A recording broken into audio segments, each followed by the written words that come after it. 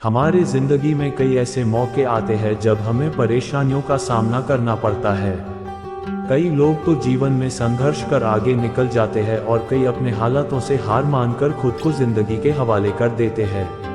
ऐसे में हमारी जिंदगी और हमारा खुद का कोई वजूद नहीं रहता। दुनिया उसी को सलाम करती है जो अपने कलाम खुद लिखते हैं। सिर्फ इंसान ही नहीं, कुदरत में हर प्राणी के साथ ऐसा होता है। एक ऐसी स्टोरी जो आपकी जिंदगी बदल देगी। इस स्टोरी में बहुत कुछ सीखना है हमें। तो चलो ये स्टोरी स्टार्ट करते हैं। बाज लगभग 70 वर्ष जीता है, परंतु अपने जीवन के 40वें वर्ष में आते आते उसे एक महत्वपूर्ण निर्णय लेना पड़ता है।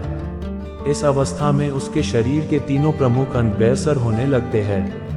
पहला, पंजे लंबे और लचीले हो जाते हैं और शिकार को पकड़ने में कमजोर हो जाते हैं।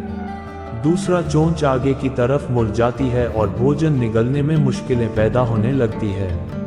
तीसरा, पंख भारी हो जाते हैं और सीने से चपकने से कारण पूरे खुल नहीं पाते हैं और उड़ाने सीमित कर देते हैं। भोजन ढूंढना, भोजन पकड़ना और भोजन खाना, तीनों प्रक्रियाएं अपनी धार खोने लगती है।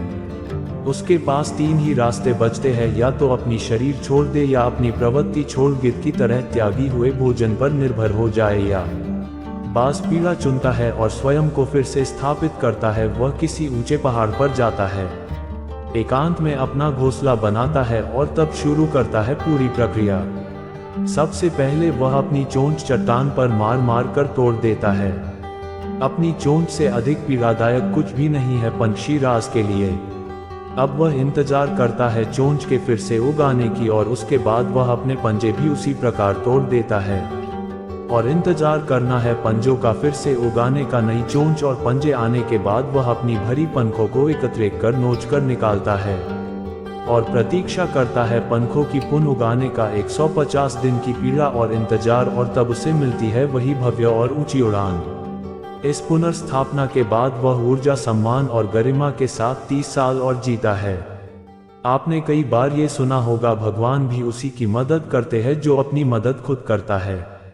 आज आपको इसकी मिसाल मिल गई होगी। जैसे बाज संघर्ष करता है 150 दिन तक और भगवान उसका संघर्ष बेकार नहीं जाने देते।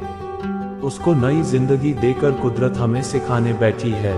जैसे पंजे पकड़ के प्रतीक है, चोंच सक्रियता की और पंख कल्पना को स्थापित करते हैं।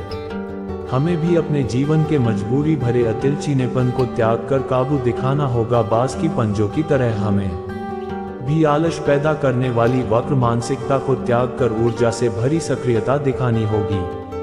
बाज की चोंच की तरह हमें भी भूतकाल में जकड़े अस्तित्व के भारी पन को त्याग कर कल्पना की आजाद उड़ानें भरने होंगी। बाज की पंखों की तरह 150 दिन ना सही 1 माह ही बिताया जाए स्वयं को दोबारा स्थापित करने में। जो शरीर और मन से चिपका हुआ है उसे तोड़ने और नोचने में पीड़ा तो होगी ही। बाज तब उड़ाने भरने को तैयार होंगे। इस बार उड़ाने और ऊंची होगी, अनुभवी होंगी और अनंत की ओर जाएंगी। जीत तक जंग जारी रहेंगी। दोस्तों, वीडियो अच्छा लगे तो